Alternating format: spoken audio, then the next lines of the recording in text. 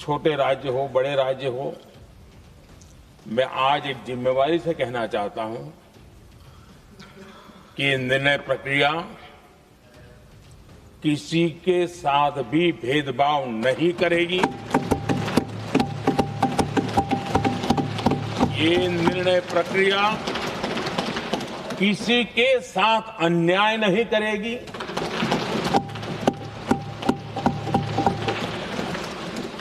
भूतकाल में जो सरकारें रही और जिनके कालखंड में जो परिसीमन हुआ और जो अनुपात उस समय से चला आ रहा है, उस अनुपात में भी कोई बदलाव नहीं होगा और वृद्धि भी उसी अनुपात में होगी।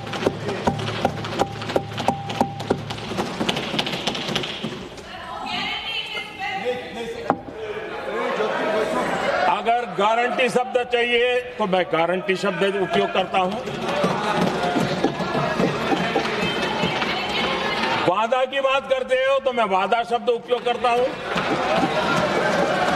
अगर तमिल में कोई अच्छा शब्द हो तो वो भी मैं बोलने के लिए तैयार हूं। क्योंकि जब नियत साफ है तो फिर शब्दों का खेल करने की हमें जरूरत नहीं है जी। इंडी गठबंधन जो साउथ के राज्यों को लेकर माहौल बना रहा था, उस पर पीएम मोदी ने पानी फेर दिया। साउथ के राज्यों में कितनी सीटें बनेंगी इसे लेकर तो अमित शाह ने संसद में लिस्ट निकाल दी, वो भी आपको दिखाऊंगा। लेकिन पहले देखिए कि आज संसद में कैसे गजब का माहौल बना। पीएम मोदी ने कभी अखिलेश यादव को अपना दोस्त बताया, कभी कल्याण बनर्जी पर तंज किया, कभी पूरे इंडी गठबंधन को एक साथ लपेटे में ले लिया। महिला आरक्षण को लेकर इंडी गठबंधन यह माहौल भी बना रहा है कि यह सब पीएम मोदी राजनीतिक फायदे के लिए कर रहे हैं। लेकिन आज पीएम मोदी ने साफ कह दिया कि हमें क्रेडिट नहीं चाहिए। चाहे तो विपक्षी पार्टियां और विपक्ष के नेता अपनी फोटो अखबार में छपवा लें, चाहे तो क्रेडिट का ब्लैंक चेक भी वो रख लें। पीएम मोदी ने यह भी चेताया कि इसका विरोध करेंगे तो फायदा उन्हें मिल जाएगा, यानी कि प्रधानमंत्री नरेंद्र मोदी को मिल जाएगा। सुनिए पीएम मोदी ने ऐसा क्या कहा कि संसद का पूरा माहौल ही बदल गया। अरे भाई, इनको बोलने दीजिए। वहां पर बेचारे को मुंह पे ताला लगा हुआ है, बहुत बगल में कोई बोलने नहीं देता उसको। देखिए, इसका अगर विरोध करेंगे तो स्वाभाविक है कि राजनीतिक लाभ मुझे होगा, लेकिन साथ चलेंगे तो किसी को भी नहीं होगा। ये लिख के रखो, किसी को नहीं रहेगा, क्योंकि फिर अलग पहलू हो जाता है, फिर किसी को फायदा नहीं होता। और इसलिए हमें क्रेडिट नहीं चाहिए। जैसे ये पारित हो जाए, मैं कल एडवर्टाइजमेंट दे करके सबका धन्यवाद करने के लिए तैयार हूं, सबकी फोटो छपवाने के लिए तैयार हूं। क्रेडिट आप ले लो, चलो। क्रेडिट की चिंता है क्या है जी, ले लो ना क्रेडिट। आपको जिसकी फोटो छपवानी है सरकारी खर्चे से हम करवा देंगे।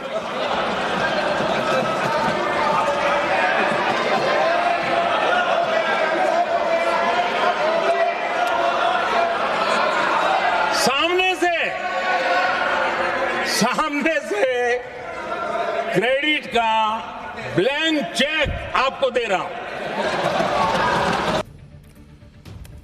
क्रेडिट लेने की बात और प्रधानमंत्री नरेंद्र मोदी ने पूरे विपक्ष को खुल्लम खुल्ला ऑफर दे दिया और कह दिया कि फोटो छपवानी है तो बता दीजिए, छपवा देंगे। लेकिन पीएम मोदी ने आज विपक्षी पार्टियों को चेतावनी भी दी कि वो किसी भ्रम में ना रहें, अब कोई बहानेबाजी नहीं चलेगी। सुनिए पीएम मोदी ने क्यों कहा कि 3 दशक से चल रहा खेल अब नहीं चलेगा। मैं आज सदन के सभी साथियों को यह भी कहना चाहता हूं कि साथियों, हम भ्रम में न रहे।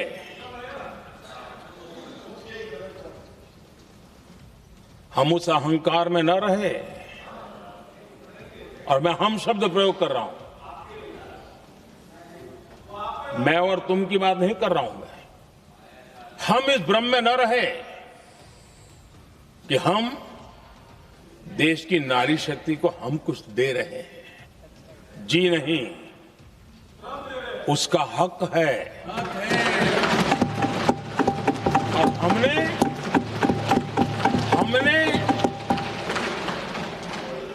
कई दशकों से उसको रोका हुआ है, आज उसका प्रायश्चित करके हमें उस पाप में से मुक्ति पाने का यह अवसर है।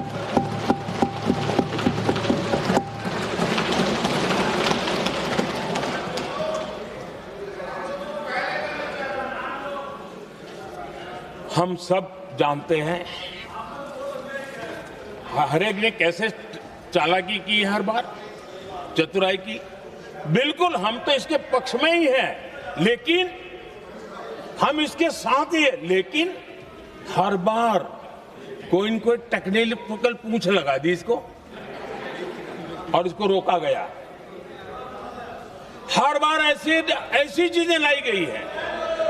हिम्मत नहीं है कि हम 33% महिलाओं के आरक्षण का विरोध कर पाए। वो जमाना कई पार्टियां महिला आरक्षण बिल का विरोध कर रही हैं। डीएमके के सांसद विरोध करने के लिए काले कपड़े पहनकर आ गए थे। ऐसे में पीएम मोदी ने काले कपड़ों पर भी तंज कस दिया। उन्होंने डीएमके सांसदों की ओर इशारा करते हुए कहा कि शुभ काम में नजर न लग जाए, इसके लिए काला टीका लगाना जरूरी होता है।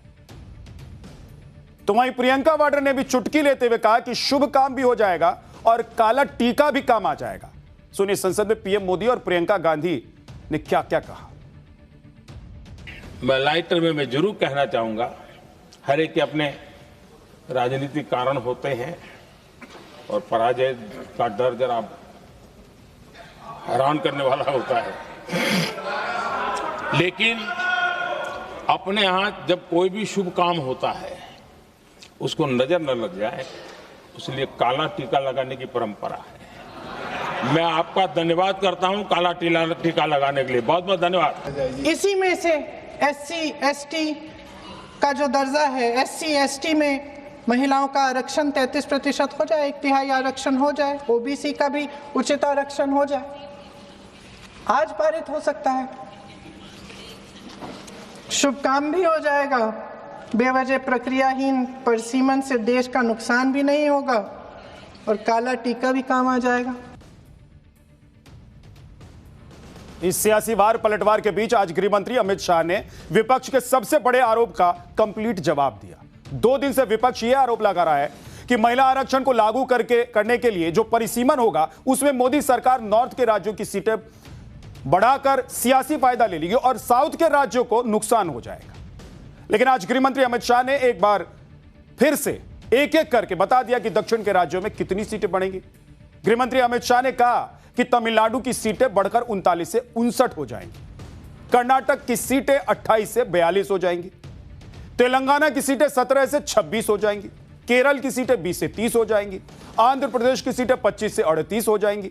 इसका मतलब यह है कि हर राज्य में लोकसभा की सीटें 50% बढ़ेगी, विधानसभा की सीटें भी ऐसे ही बढ़ेंगी। सुनिए अमित शाह ने और क्या कहा, फिर आपको बताऊंगा कि इस 50% वाले फॉर्मूले के विरोध में विपक्ष का तर्क क्या है।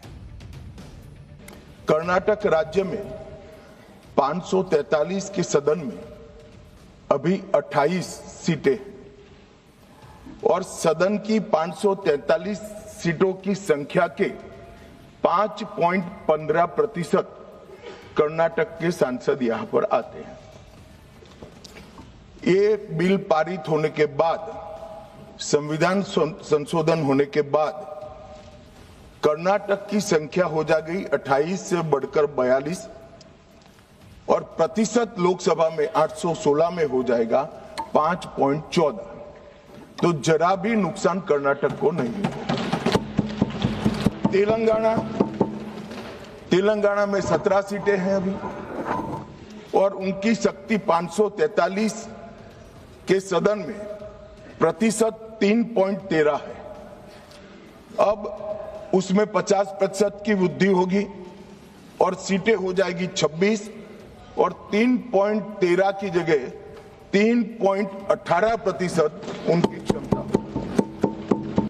मान्यवर, अभी 39 सांसद तमिलनाडु राज्य से चुनकर यहां आते हैं और 543 के सदन में उसके प्रतिशत है 7.18% और अब 50% वृद्धि के बाद सांसद लगभग हो जाएंगे 59 और इनकी नए सदन में 816 के सदन में प्रतिशत में संख्या हो जाएगी 7.23। तो तमिलनाडु को भी कोई नुकसान नहीं। केरला में 20 सांसद है।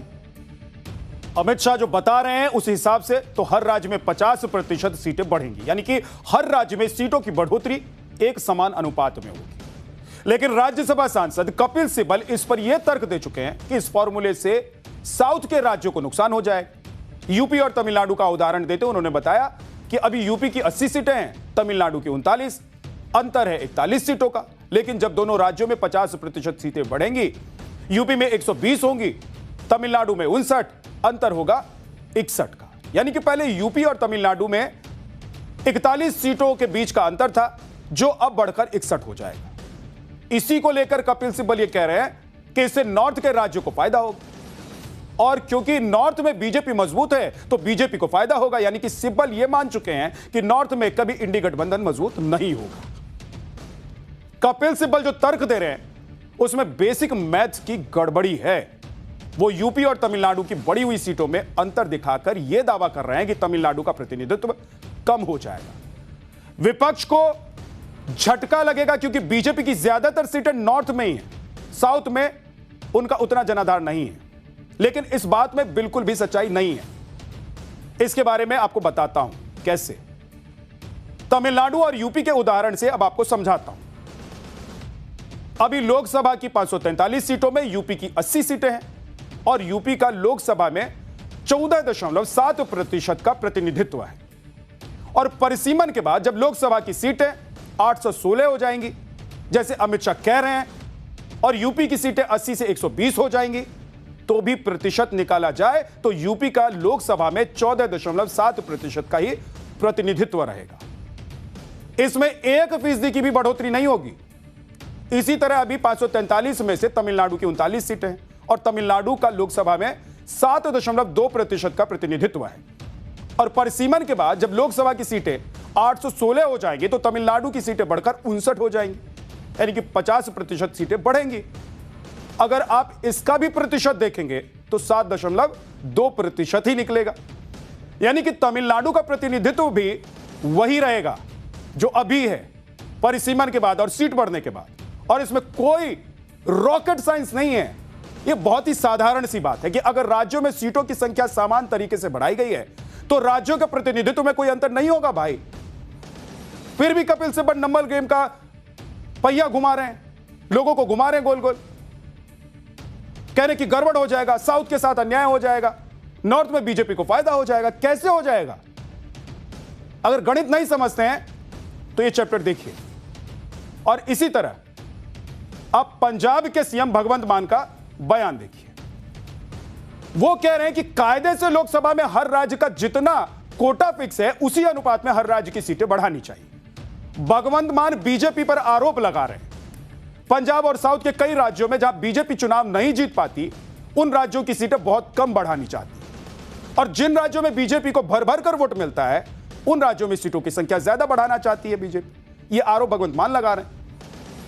इसे समझाने के लिए भगवंत मान ने पंजाब की मिसाल भी दी है। उन्होंने कहा है कि पंजाब में लोकसभा की 13 सीटें हैं, परिसीमन के बाद यह बढ़कर 20 हो जानी चाहिए। लेकिन बीजेपी ऐसा नहीं करेगी क्योंकि वो पंजाब में चुनाव जीत नहीं पाती है, इसलिए वो पंजाब की सीट कम ही बढ़ाएगी। अब सवाल यह है कि भगवंत मान को किस आधार पर, किसने यह ज्ञान दे दिया और किस आधार पर वो ये कह रहे हैं कि पंजाब की सीट 13 से बढ़कर 20 नहीं होगी, जबकि सरकार का फॉर्मूला एकदम क्लियर है, हर राज्य में 50% सीटें बढ़ेंगी और इस हिसाब से ये 13 सीटें बढ़कर 20 ही होंगी। विपक्ष बार बार कह रहा है कि उनके राज्यों की सीटें घटाई जा रही हैं, संसद में उनका प्रतिनिधित्व कम किया जा रहा है, मोदी सरकार अपने मन से सीटें बढ़ा रही है। लेकिन आपको यह दिखाता हूं कि अगर मोदी सरकार अभी तक के तय मानक के हिसाब से परिसीमन कराती है तो शुद्ध रूप से जनसंख्या के आधार पर अगर परिसीमन हो रहा है तो किस राज्य में कितनी सीटें बढ़ती हैं और अभी 50% सीटें बढ़ाने से क्या अंतर आता हुआ दिखाई देगा, वो अब आपको बताता हूं। यूपी और तमिलनाडु के उदाहरण से आप समझिए इसको। यूपी में तय मानक के हिसाब से सीटें 80 से बढ़ाकर 138 हो जाती हैं, जबकि मोदी सरकार 50% वाले फॉर्मूले से यूपी की सीटें 80 से बढ़ाकर 120 करेगी और इसी तरह तमिलनाडु में जनसंख्या वाले तय मानक के हिसाब से सीटें 39 से बढ़ाकर 50 हो जाती हैं। लेकिन जब पीएम मोदी के फॉर्मूले से इसे बढ़ाया जाएगा और सीटें बढ़ाई जाएंगी तो 39 से 59 हो जाती हैं। अब आप खुद तय कर लीजिए कि पीएम मोदी ने साउथ के राज्यों के साथ इंसाफ किया या नाइंसाफी की है, उनकी सीटों को घटाया है या वहां पर जो सीटें हर राज्य की तरह बढ़नी चाहिए उतनी ही बढ़ी हैं या बढ़ेंगी। लेकिन प्रियंका वाड्रा यह आरोप लगा रही हैं कि पीएम मोदी तो महिला आरक्षण के नाम पर बहकावे की राजनीति कर रही हैं। प्रियंका वाड्रा ने कहा है कि बहकावे वाले पुरुषों को महिलाएं झट से पहचान लेती हैं। कोई भी महिला आपको बता देगी कि बार बार बहकाने वाले पुरुषों को महिलाएं झट से पहचान लेती हैं। थोड़ी सावधानी बरत लीजिए, पकड़े जाएंगे।